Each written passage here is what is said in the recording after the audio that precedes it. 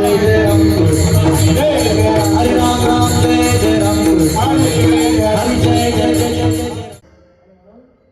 काय सांगू आता संताजी बोलणार मज निरंतर जागविती काय द्यावे त्यासी भावे उरलाय जैविक हा पाय जीव थोडा उरलेला भोगा आपण भविष्यामध्ये बघू नाही मी बघितलं पुढच्या वर्षी जे महाराज येईल त्याला सांगा त्याच्या खालचं जन्म देव सोडून त्याच्या पुढच्या वर्षी त्याच्या पुढचं सोडून हळूहळू सोडीत जाऊ नाही तुमच्या लक्षात पाहिलं तर आम्ही येऊ का मावा हां इकडे लक्ष द्या फक्त झालेली सेवा सगळ्यांच्या चरणावर समर्पित करतो माझं काही चुकलं असेल एकच अभंगाचं चरण मी सोडवलंय उर्वरित चरण आता ह्या अभंगे सोपी नाही तुम्ही सगळा अभंग सोडव मी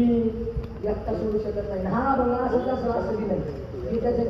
बुद्धीनुसार ब्रेन इज समबट कॅपॅसिटी डिफरन्स मेंदू सगळ्यांचा सारखा आहे विचार करण्याची क्षमता ज्याची त्याची वेगळी आहे म्हणून माझ्या बुद्धिकामाला भगवंताला जी आज्ञा दिली माझ्या गुरुंनी जी आज्ञा दिली आमचे गुरुवर्य नामदेव महाराज बापमारे माझ्यासोबत आहेत त्यांच्या चरणावर वंदन करतो YouTube Facebook Instagram Twitter WhatsApp सगळीकडे माझा अकाउंट आहे कसं आप्पा म्हणाल तसं किंवा महेश आप्पा मडके पाटील यूट्यूब चॅनल आहे साहेब माझी विनंती फक्त एवढीच आहे ज्यावेळेस या तुमच्या मतदारसंघात बसलो जिथं जिथं मी उतरलो ना तिथं सगळ्यांनी एकच सांगितलं तो आमदार नाही हो तो देव आमच्यासाठी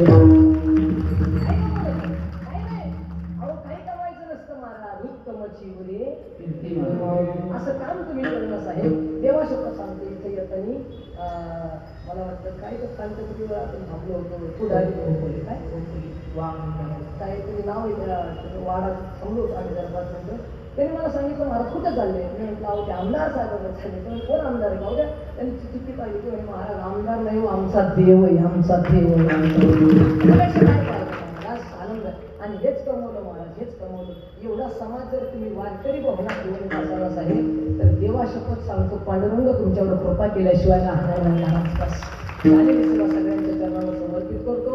तुम्ही त्या ठिकाणी ज्याला अंधाऱ्याला डोळे देत आहे नेत्राचं त्या ठिकाणी ऑपरेशन करताय फार चांगली गोष्ट आहे गोरगरिबांच्या पोरी मुला त्या ठिकाणी मदत करताय वारकरी सप्ताह करताय त्यापेक्षा काही करण्याची माणसात देव पाहायला पाहिजे माणसा आता कधी माणसात माणसातला देव पाहायला तुम्हाला काही सांगायची गरज नाही आणि तुम्हाला सांगू एवढा मी मोठा नाही महाराज मी फार लहान आहे माझं पाहणार आहे काय बरोबर याची पाहणं पाहिजे खाली बसा उठू नका हा शेवटपर्यंत झाली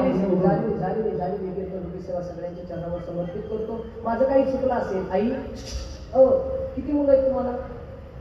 2 मुलं आहेत ना माझं काही चुकलं असेल तर 3रा मुलगा म्हणून कागद घेता ते हाच मानाने त्याला वाटतं तो घरात पुराणा याला काही येता ज्याला 1 मुलगा आहे त्याने 2रा मुलगा म्हणून घ्या ज्याला 2 आहे त्याने 3रा म्हणून घ्या ज्याला 3 आहे त्याने 4था म्हणून घ्या आणि ज्याला नाही त्याने दत्तक घेतलं तरी बस चालेल सेवा सगळ्यांच्या चरणावर समर्पित करतो साहेब फक्त माझी एक विनंती तुम्हाला कधी आलात आळंदीला तर आळंदी म्हणजे माझं ज्ञानही मुलांची अनाथ आश्रम साहेब ज्याला आई नाही ज्याला बाप नाही परवा दिवसाचं उदाहरण सांगतो समृद्धी नावाचा हायवे केला साहेब तुम्ही महाराष्ट्रामध्ये समृद्धी नावाचा हायवे केला त्या समृद्धीवरून चाललो होतो आई एका मिनिटात ऐका बरं का त्या समृद्धीवरून चाललो होतो माझी गाडी 120च्या स्पीडला होती तिथं असं 120च्या पुढे चालावं लागतं माझी गाडी 120च्या स्पीडला होती मागून 160-70च्या स्पीडनी ट्रक आला ट्रकमध्ये टॅबलेट होते महाराज त्यामुळे होते जसा स्पीड ट्रक आला तसंच त्या असणाऱ्या ट्रकचा 5-6 किलोमीटर पुढे गेल्याच्यानंतर मागचा काय तिथला ट्रक पलटी पडला महाराज जसा ट्रक पलटी पडला ट्रक मधल्या ड्रायव्हरला काहीच नाही झालं मागून गेलेली शिफ्ट त्याच्या खाली दिसली जशी घुसली त्या ट्रकला लोखंडाचे आपलं पाटे असतात त्या पाट्यामध्ये त्याचं मुंडकं गेलं महाराज त्या शिफ्टवाल्याचं मुंडकं तुटून खाली पडलं आणि धड शिफ्टमध्ये होतं आता घडलं 7-8 दिवसापूर्वी मला वाटतं शुक्रवारी घडलं जसं तो माणूस खाली पडला साहेब उत्तर पडत होतं घड ते आपल्या घरात ती पाल असते पालीचं शेपूट तुटल्यावर ते शेपूट असं वळलं ते तसं तडपडत होतं मी तिथं गेलो महाराज होतो माझ्याजवळ माझ्या मनात विचार आला सकाळी गाडी संध्याकाळी आपण गाडी दुपारी गाडी या दिवस आपला नंबर लागायचा देवाशोक पण ज्यावेळेस माझ्या अंतःकरणामध्ये असा भाव प्रकट झाला ना महाराज त्यावेळेस माझ्या पांडुरंगाने मला सांगितलं ज्याला आई नाही ज्याला बाप नाही असे 120 पोरं सांभाळतो येड्या तुझ्या केसाला धक्का लागणार साहेब माझ्या आळंदीमध्ये ज्ञानही मुलांची वारकरी शिक्षण संस्था मुलींची वारकरी शिक्षण माझ्याकडे ज्याला आई नाही ज्याला बाप नाही आणि तुम्हाला सुद्धा सांगतो बरं का ज्याला आई नसेल ज्याला बाप नसेल एखादा मुलगा जर असा असेल ना तर त्याला नक्की माझ्याकडे पाठवा त्याला शिक्षण किती देईल हे माहीत नाही कारण आपण काही एवढे श्रीमंत नाही त्याला शिकणार किती ही शाळा माहीत नाही पण जोपर्यंत तो पोरगा माझ्याकडे आहे ना महाराष्ट्रातला टॉपचा कीर्तनकार केल्याशिवाय म्हणून माझी विनंती जाणार आहे मी आमचे नाना आहेत साहेब. आजही माझ्याकडे 4 वर्षाची एक पोरगी आहे. कधी आला तुम्हाला तुम्ही दाखवेल. 4 वर्षाची पोरगी, आई कळत नाही तिला, बाप कळत नाही. मला आता 2 महिन्याची मुलगी झाली मला पण. माझी बायको गावाला गेलेली, ती पूर्वी आज माझ्या मागे लागली होती आणि मला सांगत होती, बाबा मला येऊ द्या ना,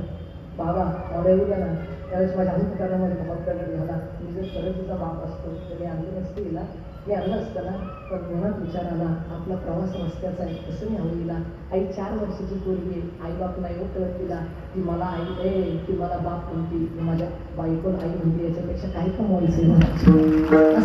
काय साहेब. माझं वय माझ्याकडे पाहून माझं वय 23 आहे साहेब. 23 वर्षाचा आहे. 23 वर्षाचा आला कधी आलेला नक्की भेटत्या. आमचे नाना येत आहेत. जर कुणाला त्या ठिकाणी संपर्क पाहिजे असेल संस्थेचा तर नक्की आपल्याकडे राहण्याची खाण्याची झोपण्याची सगळी मोफत व्यवस्था आहे आमच्या संस्थेला. जर कुणाला त्या ठिकाणी काही मदत करायची असेल तर नानांच्या वस्तू त्यांची त्या ठिकाणी भेट घ्या. सगळ्यांनी अशी प्रेमाने हातवर करा, सगळ्यांनी प्रेमाने करा. बाबा देवाने हात दिले ना तर देवासाठी 2 टाळ्या वाजवायच्या. हातवर करा, हातवर करा, हातवर करा, प्रेमाने टाळी वाजवायची ना. प्रेमाने एक म्हटल्याच्या नंतर एक.